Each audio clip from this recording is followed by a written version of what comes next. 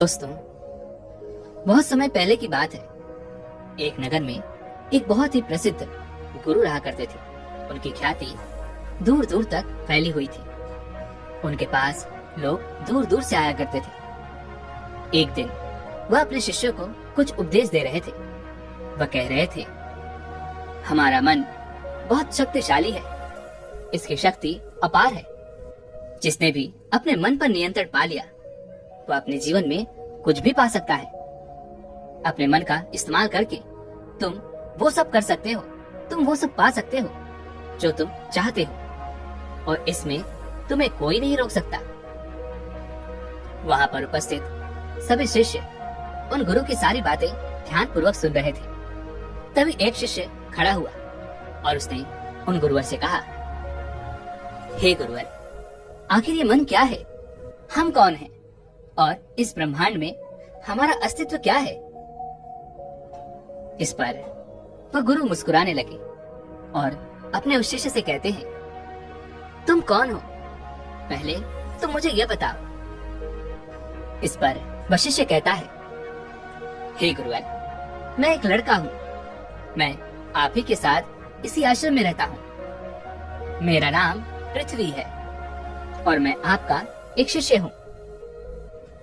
इस पर वह गुरुवर अपने उस शिष्य से कहते हैं, ठीक है, मैं ये समझ गया कि तुम्हारा नाम पृथ्वी है और तुम मेरे साथ मेरे आश्रम में ही रहते हो। तुम मेरे एक शिष्य हो, लेकिन यह तो तुम्हारा शरीर है जो हमें इस दुनिया में दिखाई दे रहा है। लेकिन आपके भीतर जो आपके शरीर को चलाने वाली शक्ति है वह तो दिखाई नहीं देती। और शरीर को चलाने वाली चैतन्य शक्ति को ही हम आत्मा कहते हैं। तभी वह शिष्य एक बार फिर उन गुरुवर से कहता है, हे गुरुवर, ये आत्मा क्या होती है? इस पर वह गुरुवर अपने शिष्य के इस सवाल का जवाब देते हुए कहते हैं, भंते, आत्मा हमें दिखाई नहीं देती, हम उसे केवल महसूस कर सकते हैं। ठीक उसी तरह जिस तरह ये हवा, जिसे हम देख नहीं सकते लेकिन इसे हम महसूस जरूर कर सकते हैं। दोस्तों, ठीक उसी तरह से बिजली भी है। बिजली से चलते पंखे को हम देख सकते हैं, लेकिन बिजली अर्थात उसे चलाने वाली ऊर्जा अदृश्य है। बिजली के बिना उस पंखे का कोई अस्तित्व नहीं। आगे वह गुरुवर अपने शिष्य से कहते हैं, ठीक इसी प्रकार हमारी आत्मा जब हमारे शरीर को छोड़ के चली जाती है तो हमारे शरीर का कोई अस्तित्व नहीं रह जाता। हमारा अस्तित्व वहीं पर समाप्त हो जाता है, जिसे हम मृत्यु कहते हैं। तभी वह शिष्य एक बार फिर से खड़ा होता है और उन गुरुवर से कहता है, हे गुरुवर, आप तो हमें मन के बारे में बता रहे थे, फिर आखिर हमारे मन और हमारी आत्मा का क्या संबंध है? इस पर वह गुरुवर अपने शिष्य को समझाते हुए कहते हैं, भंते, हमारी आत्मा 3 काम करती है, मन, बुद्धि और संस्कार। चलो मैं तुम्हें इसे एक उदाहरण के तौर पर समझाता हूँ। जब भी तुम्हारे सामने परीक्षा निकट होती है तो उस समय तुम्हें अधिक से अधिक पाठ्यक्रमों को याद करने की आवश्यकता पड़ती है। और ठीक उसी समय हमारे मन में से एक आवाज आती है कि मैं इतना सब कुछ एक दिन में याद नहीं कर सकता, लेकिन हाँ, मैं नकल जरूर कर सकता हूँ, या फिर मैं किसी से पूछ सकता हूँ। ठीक इसी प्रकार हमारे मन में कई प्रकार के विचार उत्पन्न होने लगते हैं, और जब आप इन सब विचारों को पढ़कर किसी एक विचार पर निर्णय लेते हैं, अर्थात किसी एक विचार पर संकल्प लेते हैं, तो इसी फैसले को बुद्धि कहते हैं। और वहीं पर यदि आपकी बुद्धि भी आपसे यही कहती है, हाँ, तुम नकल करके अवश्य ही उत्तीर्ण हो जाओगे और ऐसा करना सही है, तो ये हो गया आपका संस्कार। और एक बार यदि आपका संस्कार बन गया तो सोच किसी काम की नहीं रह जाती। संस्कार ही हमारे व्यवहार में रह जाता है। जैसे कि अभी आप किसी के बच्चे हैं, किसी के भाई, किसी की बहन, किसी की माता या फिर पिता। सभी के जीवन में आप एक अलग और अहम भूमिका निभाते हैं। आपकी अलग अलग जिम्मेदारियां भी है, लेकिन आप है तो एक ही। ठीक इसी प्रकार हमारी आत्मा भी है, वह है तो एक ही, लेकिन वह 3 अलग अलग काम करती है, मन, बुद्धि और संस्कार।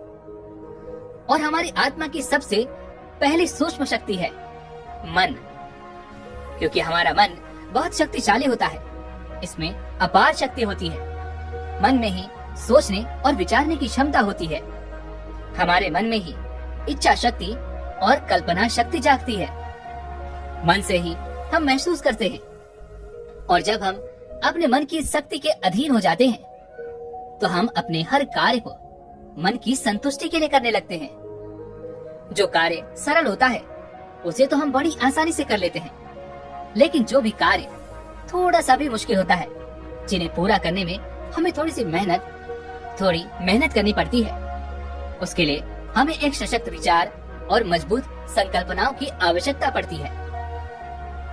लेकिन जब हम उस कार्य को नहीं कर पाते तो हम अपने आप को अर्थात अपने मन को दोष देने लगते हैं, उसे कोसने लगते हैं। लेकिन हम ये भूल जाते हैं कि हमारा मन अत्यधिक चंचल है, ठीक उसी चंचल घोड़े की तरह जो हर दिशा में लगातार भागता रहता है।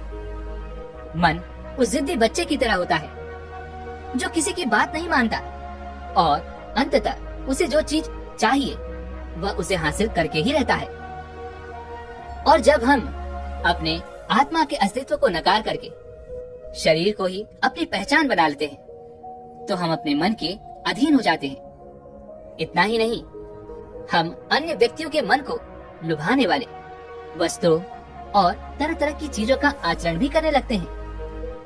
तभी वह शिष्य उन गुरुवर से कहता है, हे गुरुवर, तो क्या केवल हमारा मन हमें केवल भटकाने का ही कार्य करता है? क्या इसका और कोई कार्य नहीं?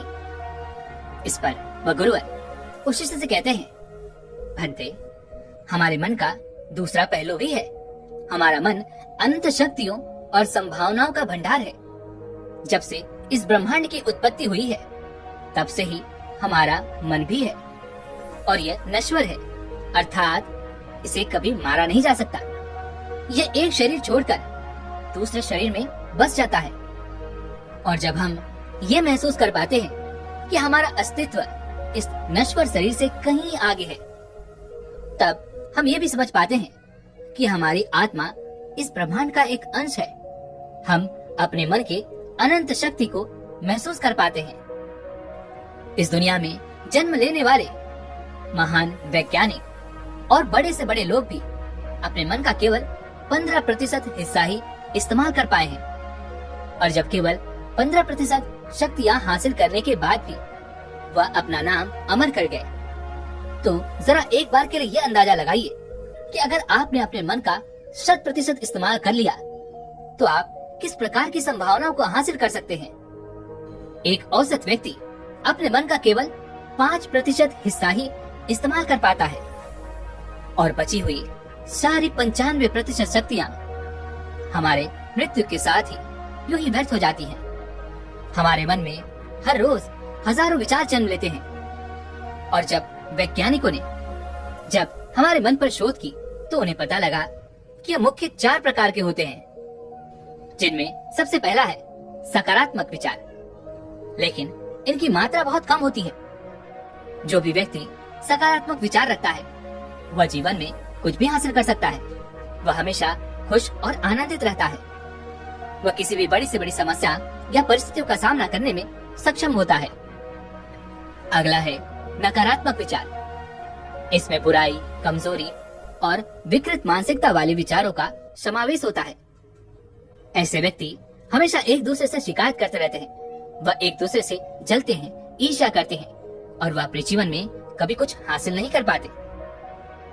तीसरा है आवश्यक विचार। ये ऐसे विचार होते हैं जो हमारे दिनचर्या से संबंधित होते हैं, जैसे आज मुझे इस काम को इतने समय पर पूरा करना है, आज मुझे इतने सारे काम करने हैं, इन लोगों से मिलना है, इनसे बातें करनी है, मुझे ये करना है, मुझे वो करना है। ऐसे ही कई प्रकार के विचार जो हमारी दिनचर्या से संबंधित होते हैं, और ये सभी हमारे लिए आवश्यक विचार होते हैं। हम दिन भर जो भी कार्य करते हैं वो हमारे आवश्यक विचारों के कारण ही होता है।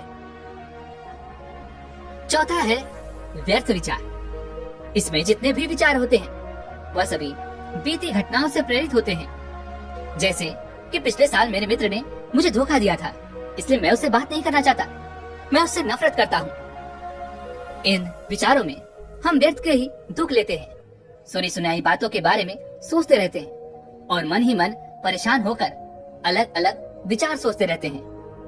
और एक मनोवैज्ञानिक के विश्लेषण के अनुसार हमारे मन में आने वाले 80% विचार भूतकाल की बीती घटनाओं से ही प्रेरित होते हैं और 15% विचार भविष्य की कल्पनाओं से संबंधित होते हैं। जैसे कि मैं भविष्य में ये करूंगा, यदि मैं ऐसा करूंगा तो मुझे वैसा मिलेगा, मैं ये करूंगा, मैं वो करूंगा, मुझे ये मिलेगा, मुझे वो मिलेगा।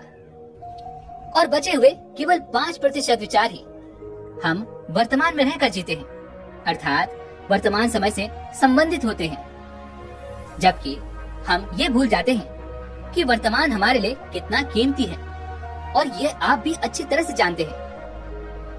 तभी वह शिष्य एक बार फिर उन गुरुवर से कहता है, हे गुरुवर, आखिर ये व्यर्थ के विचार हमारे जीवन पर किस प्रकार प्रभाव डालते हैं? इसका जवाब देते हुए वह गुरुवर अपने शिष्य से कहते हैं, भंते, जब हम अपने विचारों को अपनी बौद्धिक शक्ति से खुद पर हावी कर लेते हैं तो ये हमारे संस्कार बन जाते हैं और यही संस्कार हमारे व्यवहार में भी झलकता है और यही हमारे जीवन में घटने वाली घटनाओं का निर्धारण भी बनता है। मान लीजिए कि आपने हाल ही में कोई ऐसा बुरा अनुभव किया है जिसे आप भुलाना चाहते हैं, लेकिन आप भुला नहीं पा रहे। आपके साथ कुछ ऐसा घटा है जो आप याद नहीं रखना चाहते और आपने उसी व्यर्थ के विचार को अपना संस्कार बना लिया, तो आप व्यर्थ ही परेशान रहेंगे, चिंतित रहेंगे और इसका परिणाम ये होगा कि आपका जीवन दुखों से भर जाएगा। आप हमेशा चिंता में परेशान रहेंगे। लेकिन उसी के विपरीत यदि आप अपनी बौद्धिक शक्ति का इस्तेमाल करके किसी सकारात्मक विचार को आत्मसात करते हैं तो आपका जीवन शांत और आनंदमय हो जाएगा। आप हर काम में मन लगा पाएंगे, आप हर काम में अपना 100% दे पाएंगे। इसलिए ये हम पर निर्भर करता है कि हम अपने मन को अपना सबसे अच्छा दोस्त बनाना चाहते हैं या दुश्मन। क्योंकि जैसे हमारे मन के विचार होंगे वैसे ही हमारी भावनाएं और व्यवहार भी होगा और फिर वैसा ही हमारा जीवन भी होगा। क्योंकि हमारे विचार के आधार पर ही हमारे मन की मान्यताएं निर्मित होती हैं और जैसी मान्यताएं होती हैं वैसा ही हमारा जीवन भी होता है। क्योंकि हमारे मन में उठने वाले विचार एक बीज की तरह हैं। जैसे विचार हम अपने मन में बोते हैं वैसे ही हमें फल भी मिलते हैं। यदि आप सकारात्मक विचारों के बीज मन में बोएंगे तो आपका जीवन सकारात्मकता से भर जाएगा। फलस्वरूप आप खुश और आनंदित रहेंगे। आप किसी भी परिस्थिति का सामना करने में सक्षम होंगे। सकारात्मकता हमारे भीतर शक्ति का संचार करता है, जबकि नकारात्मक विचार हमारे मानसिक शक्तियों को कमजोर कर देता है, जिस कारण हम अधिकांश थकान और आलस महसूस करते हैं और हम अपने लक्ष्य की तरफ भी आगे नहीं बढ़ पाते। और ऐसे अधिकांश व्यक्ति अपने जीवन में कभी कोई लक्ष्य निर्धारित तक नहीं करते, जिस कारण उनका पूरा जीवन यूं ही व्यर्थ हो जाता है। वह अपना पूरा जीवन बिना किसी लक्ष्य के जीते हैं। आगे वह गुरुवर अपने शिष्य को आत्मा का दूसरा काम बताते हुए कहते हैं, भंते, दूसरी शक्ति है बुद्धि। हमारे मन और बुद्धि का एक दूसरे से बहुत गहरा संबंध है और इन 3 शक्तियों में बुद्धि सबसे महत्वपूर्ण है। इसी को हम अंतरात्मा की आवाज भी कहते हैं, क्योंकि ये कभी गलत नहीं होती, केवल आवश्यकता है तो इसे सुनने की। हमारी बुद्धि के पास 2 शक्तियां होती हैं, विवेक और स्वतंत्रता। जब हम विवेक से किसी भी विचार के बारे में सोचते हैं तो हम ये समझ पाते हैं कि वह सही है या गलत और हम उस पर एक सही निर्णय ले पाते हैं। हम सही विचार अपनाने की शक्ति रखते हैं। हमारी बुद्धि को विवेक और स्वतंत्रता इसलिए दी गई है ताकि हम अपने हर काम को स्वतंत्रता पूर्वक तथा विवेक पूर्ण होकर अपने काम कर सके। जिससे हम अपने कर्म के प्रति स्वयं उत्तरदायी हों, ना कि ईश्वर। क्योंकि ईश्वर कभी भी हमारे कर्मों में दखलंदाजी नहीं करते। हम स्वयं अपने विवेक से अपने जीवन के निर्णय लेते हैं। हम अपनी बुद्धि के विवेक से ही सही और गलत का फैसला करते हैं। और जब हमारी बुद्धि किसी बात को लेकर अपनी अंतर आत्मा को परखती है, उसका विश्लेषण करती है, तो वह हर बात का वास्तविक फैसला कर पाती है। इसलिए आपने कभी न कभी ये महसूस किया होगा कि जब भी आपने अपनी अंतरात्मा की आवाज सुनी है और आपने एक सही निर्णय लिया है, तो आपको एक सुकून महसूस होता है। और इसी के विपरीत, जब आप अपने अंतरात्मा की आवाज नहीं सुनते और कोई गलत निर्णय ले बैठते हैं, तब आप अंदर ही अंदर ग्लानि से भर जाते हैं। और तब हमारी अंतरात्मा हमें कचोटने लगती है, जिससे हमारा आत्मविश्वास डगमगाने लगता है और हम जीवन के छोटे से छोटे और बड़े से बड़े फैसले लेने में भी कतराने लगते हैं। तब हमारे भीतर तनाव उत्पन्न होने लगता है, चिंता बढ़ने लगती है और हर एक दिन हमारी क्षमताएं भी कमजोर पड़ने लगती हैं, जिस कारण हमारे जीवन में दुख बढ़ने लगता है। हम अपने भीतर एक तनाव महसूस करते हैं और ये तनाव हमारे थकान और आलस का कारण बन जाता है। हम देखते ही देखते चिड़चिड़े होने लगते हैं, छोटी छोटी बातों पर हम नाराज होने लगते हैं, परेशान होने लगते हैं। और इसका कारण है कि धीरे धीरे हम खुद को अपनी आत्मा से अलग समझने लगे हैं, क्योंकि हमने अपना अस्तित्व अपने शरीर तक ही सीमित कर दिया है और अपनी बुद्धि को हम आध्यात्म से बहुत दूर ले जा चुके हैं। और यही कारण है कि हम अपनी बौद्धिक शक्ति भी खोते जा रहे हैं और हम अपनी बुद्धि का विवेक भी धीरे धीरे करके खो रहे हैं। लेकिन आप चाहें तो आध्यात्म और ध्यान की मदद से अपनी खोई हुई बुद्धि अर्थात विवेक को फिर से वापस ला सकते हैं। लेकिन अब आप कहेंगे कि हमारे पास तो समय ही नहीं है। तो इसका बहुत ही सीधा सा जवाब है, समय किसी के पास नहीं होता। लेकिन आप चाहें तो अपने लिए समय जरूर निकाल सकते हैं। सुबह सुबह आप योगाभ्यास कर सकते हैं, ध्यान कर सकते हैं, अपनी बुद्धि को विवेक और स्वतंत्रता का उपहार दे सकते हैं और अपना जीवन खुशी और खुशहाली से भर सकते हैं। अपना जीवन असंख्य सकारात्मक भावनाओं से भर सकते हैं। जब हम सुबह सुबह ध्यान करते हैं तो इससे हमारी आत्मा भी सकारात्मक ऊर्जा से भर जाती है। खुद के साथ हम एक जुड़ाव महसूस कर पाते हैं। दिन भर हम एक ऊर्जा महसूस कर पाते हैं, जिससे हम खुश रह पाते हैं, आनंदित रह पाते हैं और दिन भर हम अपने भीतर आत्मविश्वास महसूस कर पाते हैं। आगे वह गुरुवर अपने उस शिष्य से आत्मा का तीसरा काम बताते हुए कहते हैं, संस्कार। लेकिन अब आपके मन में यह प्रश्न उठ रहा होगा कि आखिर संस्कार क्या होते हैं? तो इसका भी बहुत ही सीधा और सरल सा जवाब है।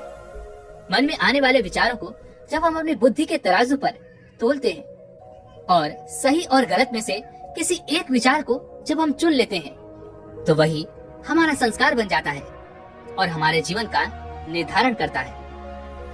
और हमारे संस्कार ही हमारे व्यवहार में उतरते हैं, जो हमारे कामों को भी संचालित करते हैं और यही हमारे व्यक्तिगत अर्थात हमारी पर्सनैलिटी का निर्माण भी करते हैं। हमारा मन, बुद्धि और संस्कार तीनों एक दूसरे से जुड़े हुए हैं। वह तीनों एक दूसरे को प्रभावित करते हैं। अगर संस्कार अच्छे हैं तो मन और बुद्धि भी सकारात्मक रूप से अच्छी तरह काम करती है।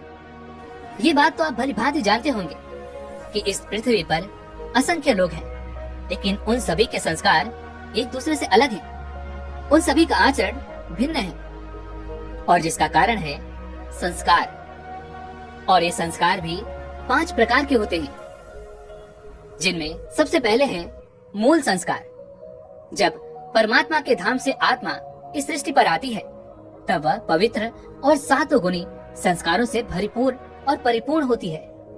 और यही कारण है कि जब भी हम किसी छोटे नवजात शिशु को देखते हैं तो हम उसके प्रति आकर्षित होने लगते हैं, क्योंकि उसमें हमेशा हमें प्रेम, सकारात्मक भावना ही नजर आती हैं। लेकिन जैसे जैसे वो बच्चा बड़ा होने लगता है तो वह भी इस समाज की सीमित मानसिकताओं में बड़ा होने लगता है और धीरे धीरे वह अपने अस्तित्व को भूल जाता है। और देखते ही देखते उस बच्चे में लालच, लोभ, क्रोध, मोह आदि अनेक प्रकार के अवगुण अपने आप ही पनपने लगते हैं, जिस कारण वह अपने मूल संस्कारों को खो बैठता है। आगे वह गुरुवर दूसरे संस्कार बताते हुए कहते हैं, पूर्व जन्म के संस्कार।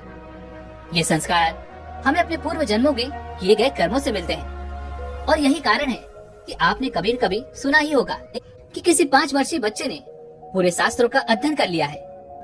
किसी बच्चे को ऐसी ऐसी भाषाएं आती हैं जिसके बारे में आप तक नहीं जानते, जो उसके परिवार में कभी बोली तक नहीं जाती।